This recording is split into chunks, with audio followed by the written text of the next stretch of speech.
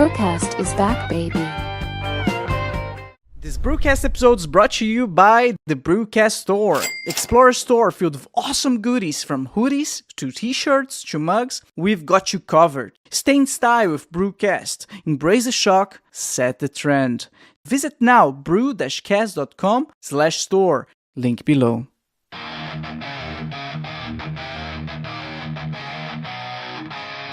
Back with the fire, can't you see the flames? From Deutschland steps comes the BRUCAST name. Voices like thunder breaking all the chains. Unleash the fury like a runaway train. Alright, hi everyone, welcome back to another BRUCAST episode. If it's your first time watching the show, make sure to like and subscribe. If you're listening to Spotify or Apple Podcasts, please ring the show 5 stars. This will ensure that the podcast recommends to even more people and allow me to keep doing what I love. BRUCAST also on Instagram, X, and TikTok, where I upload shorts with the highlights of the show. So follow now, BRUCAST on Instagram, X, and TikTok. Links in the description below. Here we thrive, we survive! Hey there, BRUCAST fans, welcome back to another BRUCAST episode. Please make sure to comment, like, and subscribe. I want to hear your comments. Please let me know what you thought about today's episode. I'm going to read all your comments, so please make sure to comment, like, and subscribe. That's about it. And if you're on Spotify or Apple Podcasts, please give the show 5 stars. Very important, guys, to keep promoting the show, for the algorithm, the mysterious algorithm to keep promoting the show. That's about it. Let's talk about our guest. So his name is Eric FitzMedrud, and well, he's right here. Let's invite him in. How are you doing, Eric? I'm doing very well. Thanks for having me here. Thank you so much for accepting being part of BRUCAST. As the listeners will hear, I mean, it's one of my favorite topics. I love doing it, but I'll let you present yourself. Let's roll like that. Yeah, so I am a licensed psychologist in California in the United States, and I wrote a book called The Better Man, A Guide to Consent, Stronger Relationships, and Hotter Sex. There you go. Hotter sex. Why not? So, Eric, I must ask you, what pushed you into this direction? Because I mean, we have a lot of therapists, a lot of psychologists here in the show, and not all of them are so particularly inclined into like touching on this subject as much as you do, which I think is phenomenal. Yeah, let me put a couple of different pieces together. The first is that, I started in my PhD program taking as many classes as I could around sexuality, just because I had some things of my own to work out. I had grown up in some emotional and sexual repression that led to some negative consequences in my relationship. I was very serious about being committed to my wife, but I also cheated a couple of years into our relationship. And I wanted to sort out why I had done that, what I could do to stay balanced and to not damage my family and my relationships more.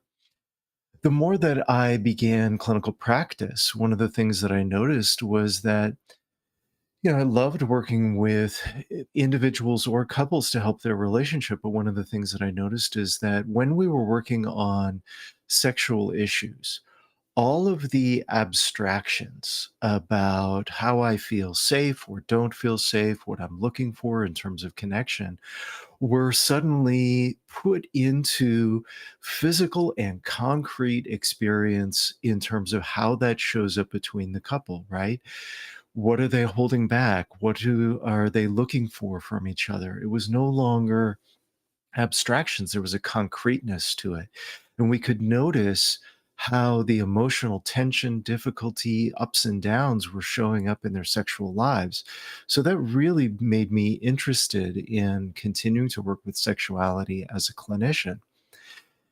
And then because of that, when the Me Too movement was picking up in late 2017 and 2018, early 2018, I was like, oh, I think I have something to say here. I've worked through a lot of these issues with the men in my practice with some regularity, but I'm not sure how to dovetail into the Me Too movement. And then there was a particular story that you may remember. It was Aziz Ansari was called out in a Babe.com article for inappropriate and poor consent behavior on a date. Some people had said that it was assault, and a lot of people said that calling it assault was too much. And I was like, that's it. That's the kind of men that I work with in my practice, men who don't want to violate consent but don't have good desire or general emotion regulation or attunement skills. And they're damaging their relationships and maybe even damaging their reputation with that. But they aren't inherently a predator. They don't want to harm anyone. And they're horrified to learn that they have. And so that's when I began writing my book. I see. Wow, that's so interesting. I did not hear about this case. Could you refresh my memory a little bit? Sure. So, if I remember the details sufficiently, Aziz Ansari um, approached a woman at an event. They agreed to go out on a date. The date went well. They went back to her place, as I recall. Perhaps it was his. Maybe that detail isn't that important. But the significant thing that was happening is that, he was going a little too fast. He was kissing, he was kind of trying to move the sexual connection forward. And she was like, whoa, whoa, whoa, I need to slow down. And he would say, sure, no problem. Well, I don't have any expectations. We don't need to do anything. But then within a few minutes would begin initiating kissing and physical contact again. And she just really felt like it wasn't attuned. Like she was trying to say back up, and he was continuing to try to reinitiate. And for a period of time, he had a lot of negative consequences in the Me Too movement at a certain level, which are appropriate, but also because he had, prior to that, really identified himself as a feminist. And so there's this disconnect between being a self-avowed and visible feminist in the public eye, but not being able to apply some of feminist principles like consent in your private life. I see. Well, where he's from? Do you remember? Um, Aziz Ansari, as far as I know, is an American of Indian descent, I see. Southeast Asian Indian. The reason why I'm asking where he's from, because I'm from Brazil, right? And I know for a fact that girls in Brazil, they love play hard to get. It's a cultural thing. They love like the games and the intrigues, and they will say no to your face 5, 10 times, but it's all part of the game. And it's up to the man to do the chase, go Mhm. after her, and she enjoys it. And maybe this guy, he was playing that game, but he did not notice the nuances where she was actually not enjoying it at all. So Yeah, and I think that you raise a really important point, which is what is the nature of culture? And mm, in the United States, in particular, although in any major metropolitan area, there's a significant risk that we come from a particular set of cultural assumptions, but that our partner doesn't have the same cultural assumptions. And, one of the things that I would ask you, because I'm not that familiar with Brazilian culture, is how would a man know in that chase that he was pushing too far and that her real answer was no, she's not interested? um I would go back to the nuances. If she's really not interested, she would give a firm no, and walk away, and she would be serious about it. And if she's flirting with you, she'll say, no, I don't know, let me talk with my friends and look at you and laugh. So it's all Yeah. very more playful, I would say, if she's just playing. Yeah. Yeah. And so I think a big part of what I'm talking about that does transfer across some of those cultural lines is that attunement, Yeah. right? Yeah. That attunement to the other person's inner experience. And a little bit of flirtation back and forth can make sense in a lot of different contexts, right? I want it, I'm not sure, I'm uncertain. But what we're looking for in a consent process is that the other person feels respected. And especially because in the United States, we are so often, even within the same kind of visible cultural background, right? If I'm dating a white woman, are we coming from the same Midwestern background of poverty? How do those differences, financially, culturally, regionally, affect how we engage in a consent dynamic?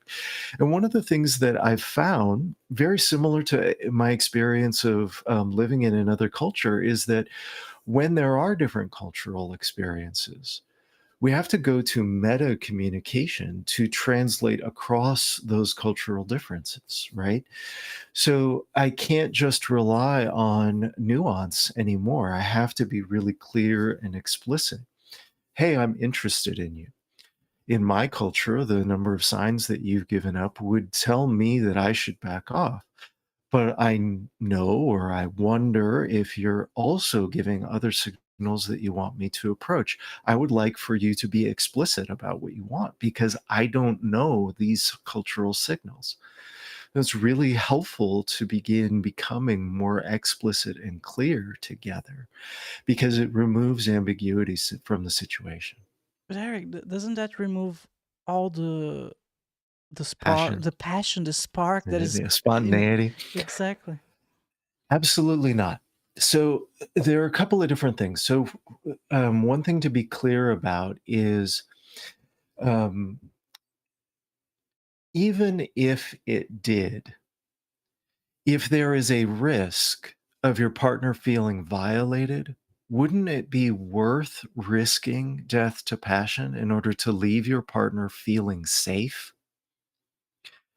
If the consequence of risking passion is leaving the other person feeling safe and respected, I think it's a positive outcome overall. Look at it from the other side, right? Would you rather risk your partner feel violated in order to get a sexual connection and passion? I think that most people would say no. But what we don't do in our decision making process is often realize the risks that we're taking. And so that's a big part of what I try to do. Now, it's also true that as we learn the consent processes and how to use this explicit form of communication, like any other skill, we become self conscious, a little bit stilted, a little trial. I'm not sure how to do this, but and that does, in that learning process, kill some of the spontaneity and the passion process. Some of that learning takes place with any new partner, and that risk is worth it, right? With a particular partner, if I'm learning this consent process, I might lose a potential connection, but overall, I'm building the skills to be clear and to leave my partner safe. Losing one potential partner at the benefit of gaining any other partner or all other partners, leaving them feeling safe is worth it. And then even with a new partner, to engage in a little bit of flirtation. So, how do you like to open up a sexual conversation? I'm really interested in you. I think you're gorgeous. I'm feeling really turned on by being this close to you, but I also want to make sure that you feel safe and comfortable with me. How would you like to have that conversation? What do you like to do? Okay, now the partner says, "Oh, I don't like to have that much conversation about it." Okay, that's cool. So I lean in a little bit closer. I say, "So you like to just follow the flow of the process?" I can understand that. How would I know that you were not feeling safe here? How would I know that you were starting to pull back? And I'm already moving towards and following that process, right? But I'm still asking for what are the intuitive signs or the nuanced signs that you've lost interest or that I'm going too fast for you.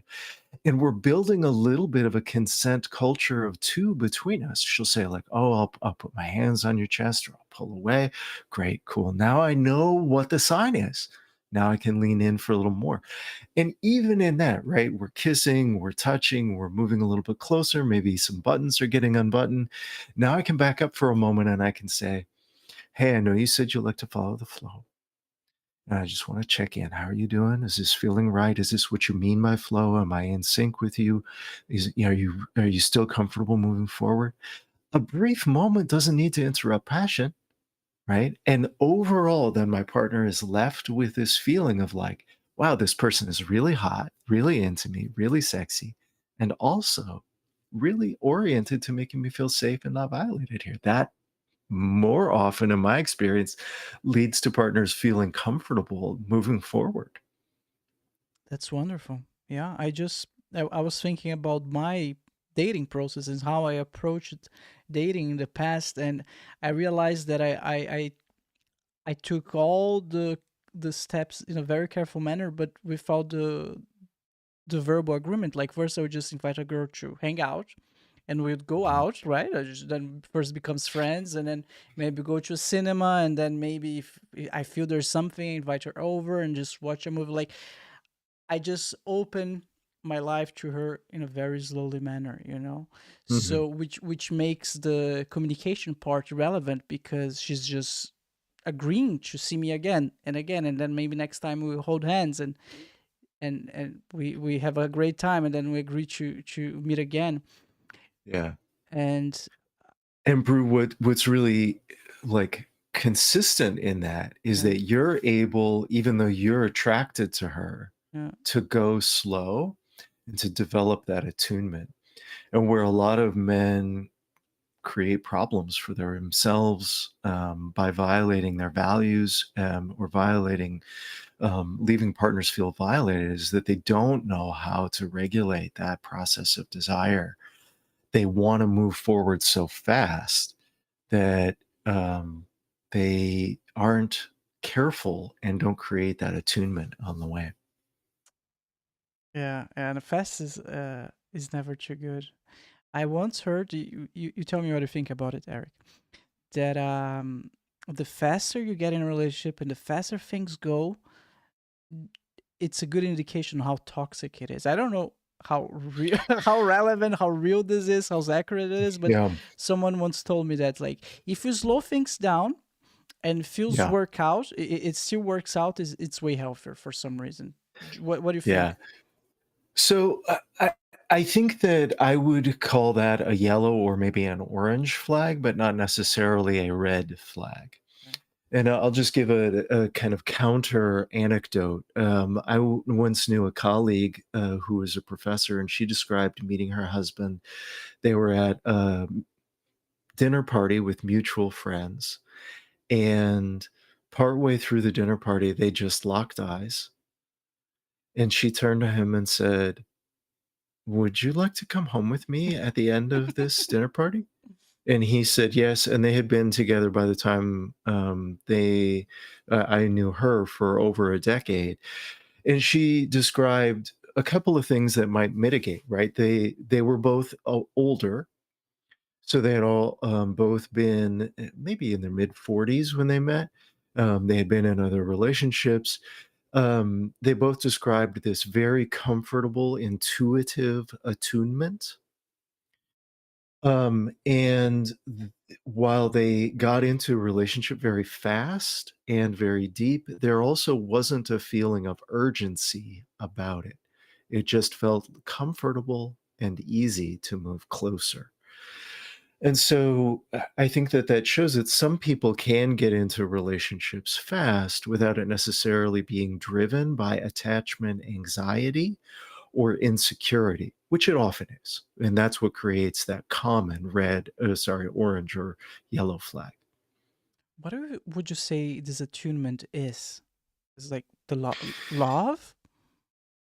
No. No. Um, so, I think a little bit of what we're talking about is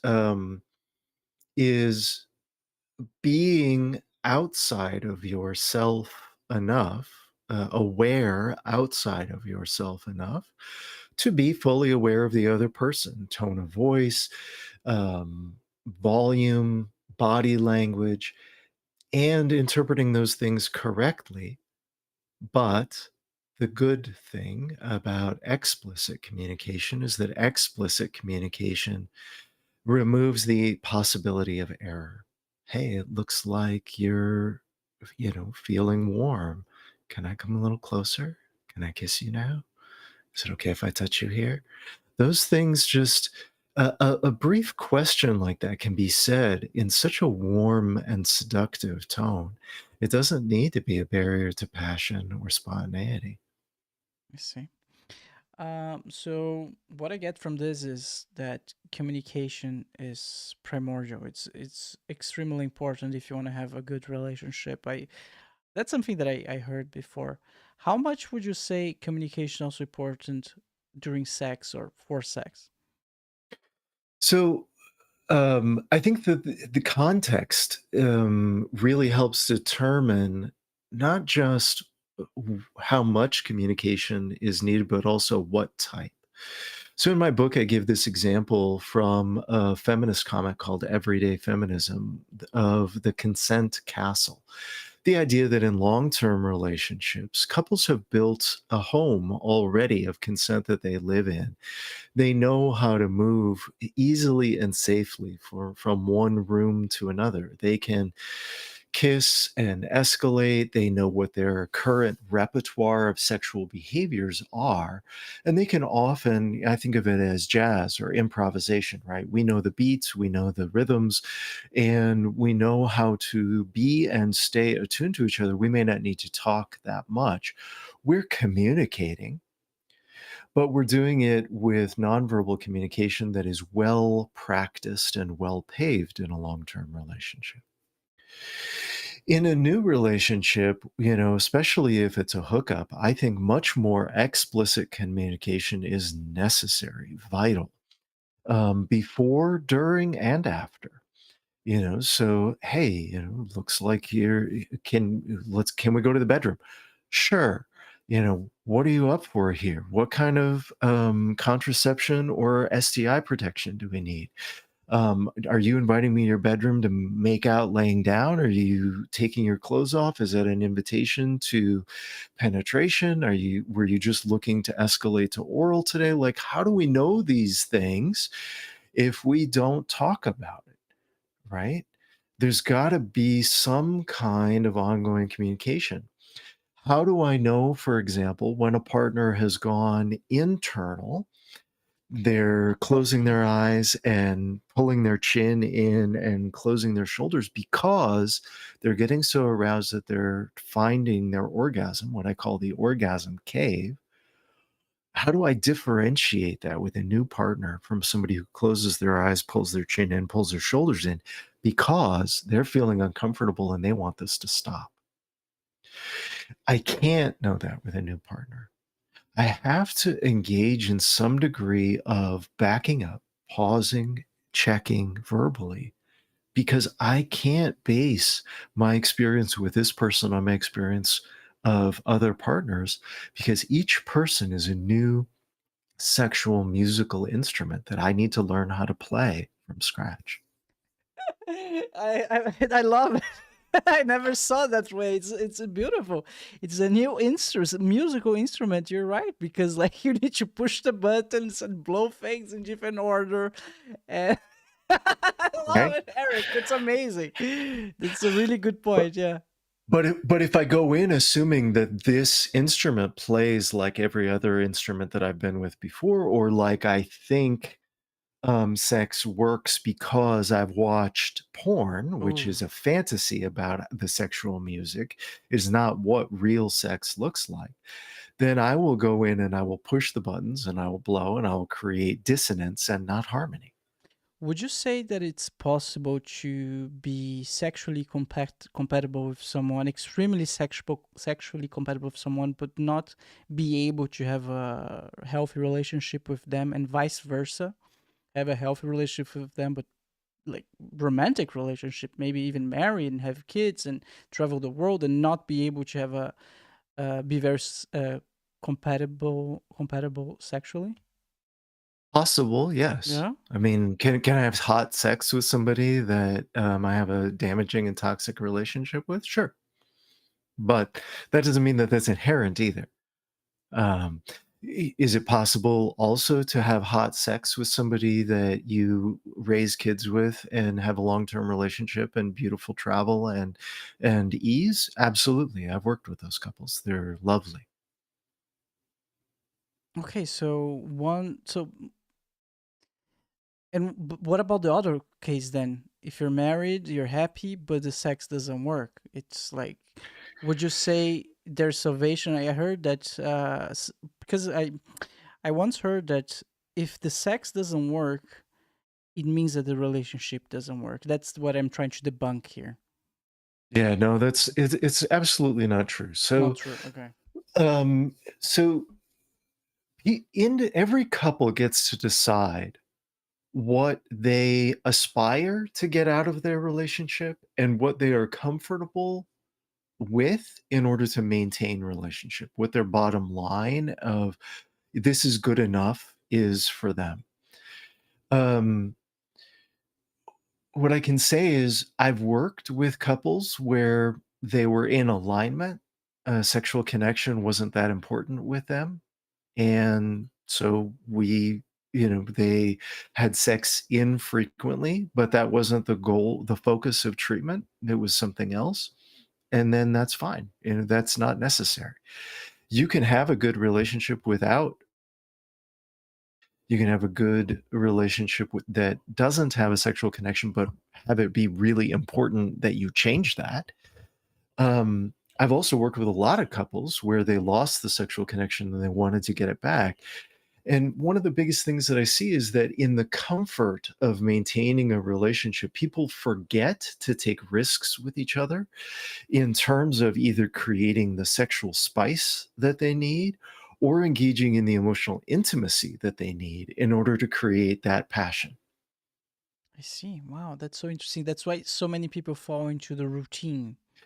They favor peace over a little bit of risk. And when I say a little bit of risk, I'm not talking about fighting or arguing, right? Hey, I was watching something the other day and I was kind of interested in, would you be willing to explore a little bit of bondage in our relationship? Because it was really hot. Like, in the consent castle metaphor, right? This is the idea of we built the castle and we had the hard hats and the, construction vests on at the beginning of building this castle. Now it's comfortable. But now we're going to, blow out a wall and we're going to create an addition. We need to put the hard hats and the construction vests back on and use all of our new safety protocols in order to begin expanding the repertoire. Um, but similarly, right? Couples that favor peace over emotional intimacy will often drain out the intensity of their passion. I didn't feel like you were there for me when my dad died. You weren't listening to me that I really want to leave this area and move to another city. Um, when I hold those things back, I also drain the capacity for my relationship to have passion because passion can come from intimacy also, but we have to be vulnerable to be intimate. And the vulnerability of intimacy is where the risk and the intensity comes in. So when people favor peace, it drains that out. So it all comes back to communication. You need to communicate, and you need to be vulnerable during this communication in order to create the intimacy that is required to allow the passion to survive. And you need to create an environment that works for your partner to communicate with you. Oh, how do you do that? I don't know. It depends on your partner, So it's right? They're a unique instrument. So, a lot of, for example, in my practice, a lot of women will try to have really direct conversations with their male partners and they'll put out all of their information thinking, I'm communicating well with him. Here's what I want. Here's what I like. Here's what I don't like. Here's what I need emotionally from you. Here's what I need sexually from you. And in the meantime, he's feeling totally overwhelmed and flooded. And then she says, so what do you want? And he's like, it's just stuck, no words. And a part of what I often will teach a woman in that kind of dynamic, or a high communication partner of any gender with a lower communication partner of any gender, is you need to predict for your partner the topic of conversation. You need to create silence that they can speak into. And you need to be open and validate differences when they arise. So she backs up in this example, right? She backs up. She says, I really am interested in what do you need? And then they go through a process of listening. Maybe one, two, three times he doesn't say anything, but eventually he's like, oh, she's really going to be silent, you know? And a few minutes into that silence, for the first time, he says, well, I'd like a little more time to hang out with my friends. And then she goes, what do you mean you want more time to hang out with your friends? That's ridiculous. You already hang out with them so much. So now she did all of the silence, right? But then as soon as he says something, she shut him down. So it's going to be that much harder for him to be honest the next time. So, but emotional regulation keeps that conduit open. So she says instead, okay, tell me more about that. What is it that you're looking for? How would you know that you'd reached enough? Okay, so you're looking for this and that and this. Is that right? He says, yeah, that's what I'm looking for. And then she says, would you be open to hearing how I feel about that? He takes a deep breath. He does his own emotion regulation. And then she's able to say, well, I have to be honest, when you said that, I was really scared because I feel like you already spend a lot of time with them. But then I realized what I'm really saying is, I miss you. And I already don't feel like I get enough of you. And so I wonder if we can talk about this difference that we seem to have in our relationship of I want more time together and you seem to want less. How will we navigate that? Right? It's just basically the exact same outline of a conversation about high desire sex and low desire sex, high desire spending, high desire saving. These tensions that come up in relationship need to be navigated all the time, but we can't navigate them unless we get the truth of the difference out, and unless we can really tolerate that difference and face it while regulating our emotions and maintaining our connection with each other. Exactly how that looks with any particular couple might look very different from how a different couple looks. Some couples are really comfortable getting much more verbal, much more intense, much more vocal. I don't like that you said that. Well, I don't like that you said that. Okay, well, what are we going to do about it? I don't know. What are we going to do about it? What are you going to do about it? Well, here's what I'm doing about it already. Okay, well, here's what I'm doing about it already. Well, what if you did this? Well, what if you did that? All right, I guess I can take that. Fine. And then, a little bit of that explosive tension, they can tolerate that. They're fine. They work through it. No big deal. And other couples need much more like quiet, calm. How do you feel? A little bit of touching to soothe things together. Every couple's different. But the communication needs to exist. The curiosity on your partner needs to Yeah, exist. And if they're not there, just it won't work. that's right. And even with that more intense couple, right, there's still a ceiling Mm. of like they don't go above a certain level. And so inside of each person, they still feel safe, even though they're raising their voices a little bit. And also, couples across that whole spectrum, the key that we know from research is that it has to resolve. They have to be able to have that conversation and bring it to a conclusion that is constructive. So whether they're more intense or more calm and quiet, that's not as important as the fact that they stay in the conversation, they feel safe during it, and that they bring the issue to a resolution. Not necessarily each moment of a conversation, but over time they bring it to some kind of positive resolution. Wow. I say that a lot on the podcast. Why they don't teach us those things Yeah. in school? Man, like I feel like I say that on every episode. School really let me down. I mean, but this is like high level emotional maturity in relationship skills, right? Is where we're supposed to learn that through life with experience. Yeah, I mean, ideally, we have good models for it. Mm, Some significant relationship that we bear witness to over many years, where we get to see the intimate aspects of tension and resolution. That creates for us a model that relationships aren't perfect, that tensions can be had, and that resolution can be found. But practically, we most of us end up learning this stuff by making a lot of mistakes, hopefully learning those lessons in the relationship, but sometimes, books, podcasts, whatever it is. I think we have the human community now has a lot of really good psychological information. I think we could almost benefit from a few generations of just mm, integrating it into mhm. practice. Uh, Eric, we're gonna go in our short sponsor break. We're gonna be right back. Is that okay? Sounds great. All right, we'll be right back, everyone. Parents, have you been searching for an app that's both fun and educational for your kids? I've got something exciting to share with you today. It's called Fantastic Plus. Fantastic Plus is a free app where education meets entertainment, designed specially for children ages 2 to 12. It's built by experts, completely ad-free and totally safe, so you can feel confident handing your phone or tablet to your little ones. Inside the app, kids will find a world of engaging content, their favorite cartoons, audiobooks and songs to spark imagination, educational games that make learning fun, and all of that to keep them entertained while supporting their development. Fantastic Plus is available on iPhones and iPads and even works offline.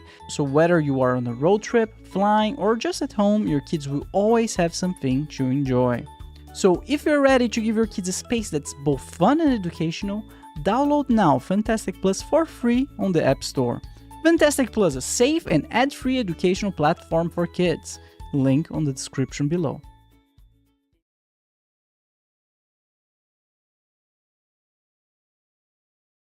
And we're back. So go check it out. Fantastic Plus is our channel sponsor. Go download it and give it a try. Parents, give it to your kids. I'm sure they're gonna love it.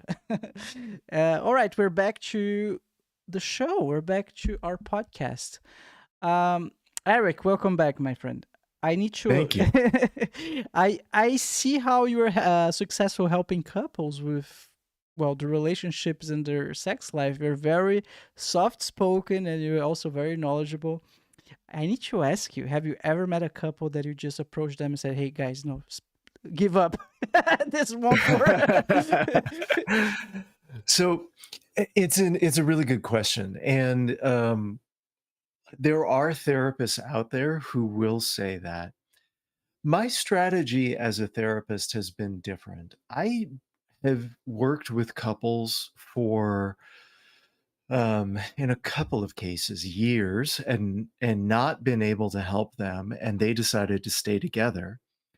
And similarly, I've worked with couples for just a few sessions and been like, you guys should be able to work this out. And then they come in and they're like, oh yeah, we decided to break up. And I'm like, what? Why? What's clear to me, perhaps I should back up. What I mean to say is my strategy, my ethical principle as a therapist is that my clients' lives are theirs to run for good or ill, right? For mistake or for the values that they have. Some people I've met and worked with were very religious in some way, and they were not going to get divorced because of their religious beliefs, no matter what. That's a fine value for them to hold. It's not mine to judge. It does have some consequences when we won't get divorced no matter what, then we often allow no matter what to happen. And so my strategy has always been I don't tell my couples that they should stay together or that they should break up. I tell them what it would take to make their relationship work from where they are at. And if I ever get exasperated, I feel like I've taught them all the tools in my tool belt and that I don't have anything new to offer them. I will fire them as a couple and then recommend to them that they try working with somebody else if they want to, because I haven't been able to help them, but they are still committed. And so, I take this hopefully more humble approach. You still want this relationship, but I haven't been able to make it better for you. Maybe somebody else can. Um, I heard Jordan Peterson saying once that marriage is the way to go because when you're married, there's no escape. You need to work the problems out. You guys are together in this, and you're gonna figure it out. But you need to stay married for that. Those are his views, right? Um, and I would say he has a point because nowadays it's so easy to just find a new relationship. It's so easy to break here and just like I'm never the problem, right? If I'm having problems in the relationship, I just leave you behind and find someone else. But if you're married, Yeah. Yeah. that's not so easy. I mean, you're gonna have to go through a lot of trouble to go through the divorce. I mean, even then, a lot of people should do it. So, So, couple of things. First, I, I though um, some of Jordan Peterson's work and help with men is well psychologically informed and has been able to benefit a lot of people. Um, I think that he's a real mixed bag of some psychological wisdom and a lot of really, really toxic stuff mm, that's really damaging and harmful. So even just this piece, right? Does commitment in a relationship help people grow? It absolutely does. But we can easily go from that general principle to becoming controlling and judgmental about people who need something different. So, can a couple that is committed to each other grow equally to a couple that is not married, that is married? Yes, right? There are forms of commitment that aren't marriage that also create all of the positive benefits of marriage. Are there couples who are married who are causing a lot of harm and damage to each other? And where we could believe that less abuse and less suffering would take place if they would admit that this is damaging. Absolutely. So it's harmful to us to just simply take a principle and apply it to all people in all cases. You should be married and you should stay married. Some people, I think, are more free, more whole, and more healthy, not married and not committed in a relationship. It's good and healthy for them and for society to be able to hold that diversity isn't just about culture or gender or sexual orientation. It's also about what people want and need from their social relationships, friendships, communities, and romantic relationships. And we need to allow all of that diversity to exist, mm, or we end up doing harm to people. yeah, yeah. I mean, it works for him, so good for him. But imagine if you're married with a That's girl, right. and all of a sudden she say, "Oh, I would like to spice things up. Let's bring Jerry, my my work friend Jerry, to bed." It's like what? And now because you're married, you need to make this thing work. How are you gonna make this thing work if you're against it? You know, it's Well, even in there, right? There's so many divergent possibilities. For some, there are couples out there who are married. I happen to be one of them, mm, where other partners are allowed and where that works and helps maintain the marriage and the commitment and the relationship. That's not true for every relationship. It's not better, it's not more evolved, but it is a true part of the diversity of human experience and human ways of relating. And when we accept that, we create the possibilities for more stability rather than less. so Eric, you're stating here that open relationships works depending on the Some, some. yeah. Okay. this is new to me. I always had the impression that if it's open, it's gonna fail at some point because that's my current perception of it. We as humans, we expect predictability, we expect stability to a certain degree, and when you have an open relationship, it's just too chaotic. At least for me, that's Yeah, my that's clear, yeah, and that personal statement, I would not question ever, right? That's too chaotic for me. yeah. That won't work for me. And whenever a client says something like that, I'm like, "There, right there, we got a piece of your truth. Now how are you gonna relate from that space?" For me, right, I'm different. I tend to have, the possibility of connection in a lot of different contexts. And I've been with my wife for 28 years, married for 25. I have a second partner that I've been with for almost 9 years, committed for that entire time. And we had a marriage ceremony in 2022, not legal, but where we had all the, trappings of community and family, and I've been living with both of those partners for over 6 years now, and it's most days, it's pretty boring, like, like, it's a different domestic flow, but it's working for us. And the other thing that I would say is I've seen couples part after raising children, starting a family, going through different life phases. And then they get to a point and they look at each other and they say, ah, I really love you, your family. I really respect you, but I don't want to be in a relationship with you anymore. And the other person looks back and says, I think I have to stay the same. Like, I think this relationship has run its course. I think we're done. And they love and bless and respect each other in the parting. And I got to tell you, it is beautiful. And there is a little bit of an assumption that we can get into that just because a relationship ends means that something failed, broke, didn't succeed. Those couples that I've worked with who part with respect, kindness, and love, I say to each of them, you were successful. You had a successful relationship that went through an arc of development and that ended with kindness, peacefulness, and respect.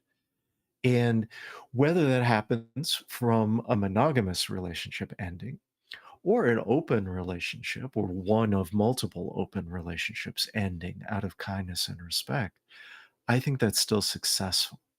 And I think it's, again, it's damaging for us to take a standard that works and is beautiful for some people, life commitment, monogamy, till death do us part. It's beautiful, but it doesn't work for everyone. And that doesn't mean those people failed. Wow, that's so interesting, man. You're opening my eyes here.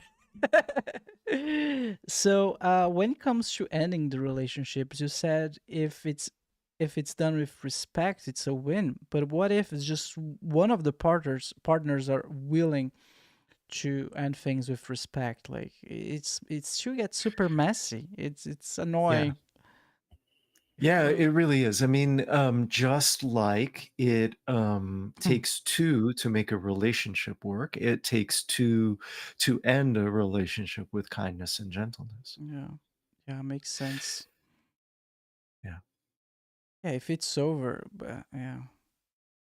Someone once told me, what do you think about that? That if a relationship is over, at least half of the reason why it's over is because of the other person.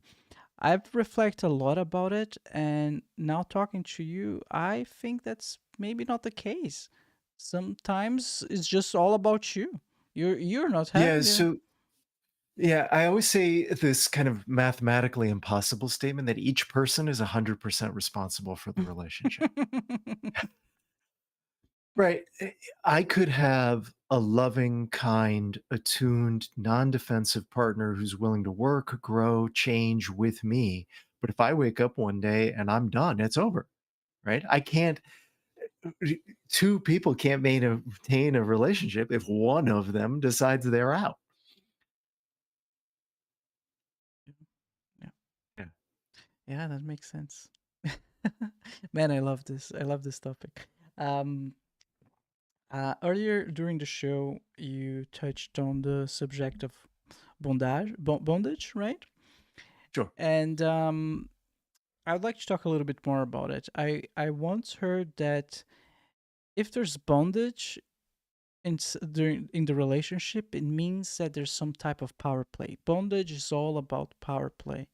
So if there's and if there is power play, it means there's codependency. Because if you're trying to act some type of power dynamics in your sex, means that you're trying to act out some type of fantasy, something that's internalized inside of you that is only coming out during Mm. uh, during Mhm. those sexual activities. Uh, what do you have to say about it? Is any of this true? No. Okay. I've been a little more nuanced in the past, but no. So, so look, let's start with this. So, different people have different things that create eroticism and arousal for them.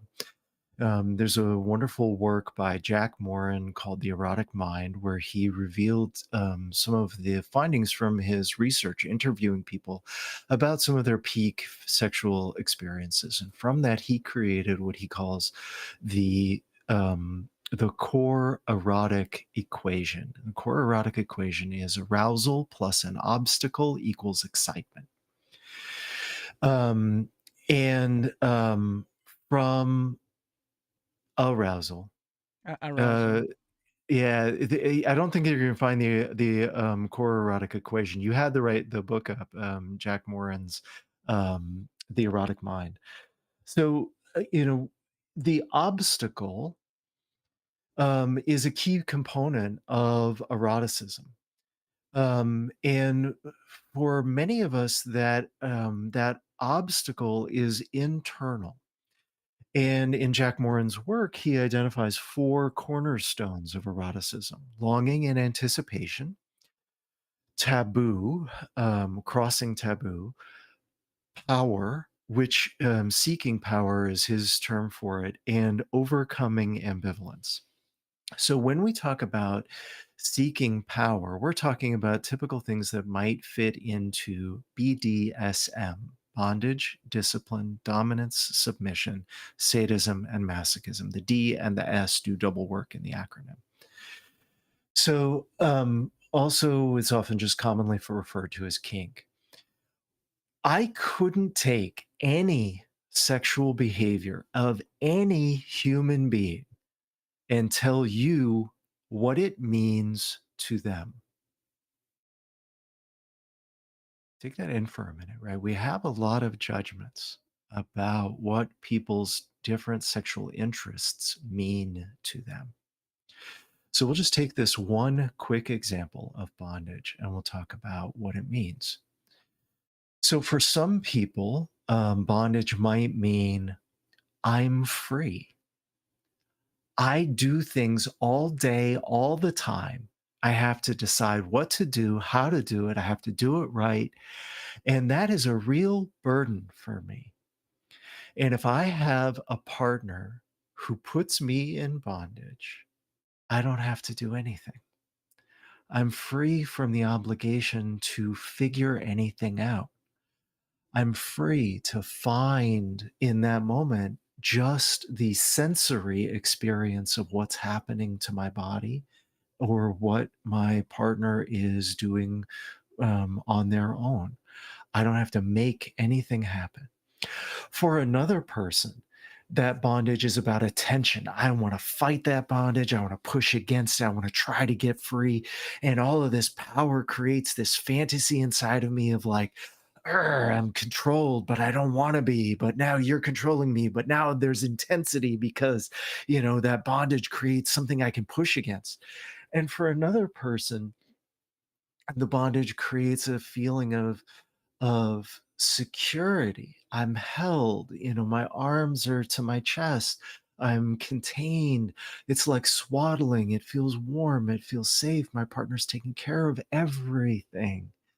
Um, and the same is true on the flip side of that, right? What does I want to tie you up mean? Well, we don't know. It could mean I want to do what I want. It could mean I want control. It could mean I want to use you. It could mean I want to feel secure from your judgment for a minute, or I want to not have to worry about your pleasure, or.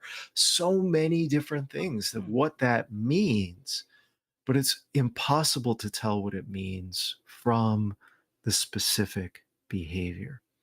So we have to get into each person and learn about their erotic map and the emotional experience that they are looking for. Now, look, we've used a particular type of kink, bondage, but the same is also true for any kind of um, sexual position or sexual behavior, right? I'd really like to receive oral from you. Well, does that mean I want to be in charge and in control and the big man? Or does that mean I want to lay down, lay back and relax and not have to worry about anything and just have pleasure happen to me? Well, it's the same behavior, right? But it means something very different to different people. And I think that one of the places that some feminist authors, not all, not most, some, have gone awry is that they've gone into judging different sexual behaviors and describing what they mean. But I think that that is productive labeling and description of human sexual behavior.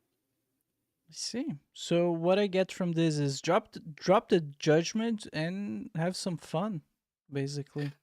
Drop the judgment, drop the interpretation, get Yeah. curious. What does it mean to you? Right. How do you feel when you do that? Why do you want to do that? And what does that mean? Practically speaking, the research shows this, that people who practice a lot of kink, especially kink in kink communities, have much better consent-based practices. Yeah. Give me a second. We might be back. You know what? Okay. Let me. Um, guys, we're gonna go in a short break just to see if the connection is working, and we're gonna be right back.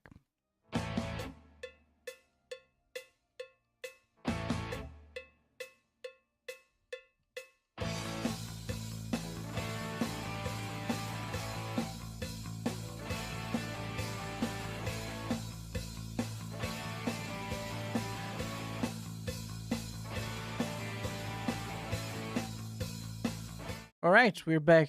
The connection is working. I'm so sorry, Eric. I cut you off. No worries. uh, could you continue what you're saying? You're saying, Yeah, it- just that because the research shows that people who practice kink, especially kink in yeah, communities of kinksters, actually have much better and more explicit consent practices.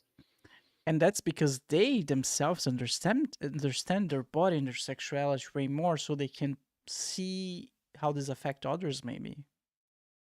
And they also have the lived constant experience that the same kink behavior means different things to different people. So the same kink behavior may have a very different erotic Mm. script around it, right? Um, you're bound up. Um, that's because you belong to me, and I'm going to take care of you, and you don't have to do anything, and I'm going to wash and bathe you and take care of everything, and I'm going to have sex with you because you're so beautiful and wonderful, but you don't have to worry about anything. Versus bondage means you're mine now, and I can do anything with you, and you don't, you don't have any choice, but it's just pretend because you agreed to do this from the beginning, right? Kink is pretend for adults in the bedroom. Hmm. But what about when there's, yeah, this just opens so many more questions. Because what about what if there's pain involved? I know, like, there's this whole wax thing, like the Yeah. hot wax. Like, why we get turned on? I mean, some of us get turned on by wax. Why do we get turned on by so many random things? That's something that we talked before. Why, like, Rule 34 exists. Why humans get turned on by basically everything. What's up with that? Yeah, I mean, we are looking for pathways to sexual expression. And when our pathways to sexual expression are limited by culture, religion, morality, even our own commitments and values, our mind will search for pathways to experience pleasure and to express our sexual desires. Just because our mind searches for those doesn't mean that we always want to do them. I like to make the distinction between fantasies and desires that I actually want to enact. These are not the same. In the same way that, my boss pisses me off and I fantasize about throwing the computer on the ground and storming out and burning the building down. It doesn't mean I'm going to do it or want to do it. I understand the difference between my mind searching for a pathway to end pain and what I actually want to do. I can make a distinction between my mind searching for pathways to pleasure and things that I actually want to do. And when you ask the question, why do some people eroticize pain? The very first thing that I always like to do is say, why do people like to box or to do kickboxing or to do martial arts or to do mountain biking? These are, extreme sports that come with a risk of harm. And if somebody came home from one of these activities with a bruise, we would think nothing of it. We would think, oh, well, that's just what they're into. So why does that line about where you are comfortable getting a bruise have to be drawn before the bedroom? Wow. It's stimulating. It's like the extreme sports version of sex, basically. Sure. And what we know is that people can interpret sensory information in a lot of different ways, right? Have you ever had a durian? A what? A Dirty? durian. It's a fruit from Southeast Asia that stinks to high heaven, but it's also Durian. considered a durian. It's also considered a delicacy. There are all sorts of foods that you got it. Um, there are all sorts of foods that people eat that smell or taste bad until you acclimate to it. And then you can be like, oh no, actually, this is good. I like it. I didn't like it at first, but then I got used to it. Now I like it a lot, as long as it's prepared right. Well, that's a lot like kink. It's like beer. I Sure. I hated Sure. beer now I love it. It just tastes good for some Exactly. reason. Something changed. Yeah, you got it. Eric, man, what a pleasant conversation. Thank you so much. I would like to remind our listeners once again the name of your book. The book is called The Better Man, A Guide to Consent, Stronger Relationships, and Hotter Sex. All right. There you go. So when this one came out? The book came out in 2023. 2023, okay. Yeah. All right. Okay. Listen, thank you so much. It was a pleasure, and hopefully the listeners took something out of it. I'm sure they did. It was very interesting. Great. All right, man. Thank you so much. Thank you. I really enjoyed the conversation. Me too. Don't forget to comment, like, and subscribe, everyone. Again, I want to listen to your I want to read your comments, so leave a comment below. See you next time. Bye-bye. Thank you so much for hanging out with us today. If it's your first time watching the show, make sure to like and subscribe. If you're listening on Spotify or Apple Podcasts, please rank the show 5 stars. This will ensure that the podcast is recommended to even more people and allow me to keep doing what I love. Check out now the BRUCAST store, Explore store, filled with awesome goodies from hoodies to t-shirts to mugs. We've got you covered. Stay in style with BRUCAST. Embrace the shock, set the trend. Buy now at brew-cast.com/store. Again, that's brew-cast.com/store. Link on the description below. Be a BRUCAST model and get free stuff. We'd love to see how you and your loved ones enjoy BRUCAST. Snap a picture of yourself, your family, your friends, or even your pets wearing BRUCAST merch, or watching an episode of the show, and send it to us and become part of BRUCAST. We will feature you in your pictures at the end of every episode, just like the ones you're seeing on the screen right now. You can upload your pictures at brew-cast.com/contact or tag us on social media. Alright everyone, it has been a pleasure. Thank you so much and see you next time. Bye bye.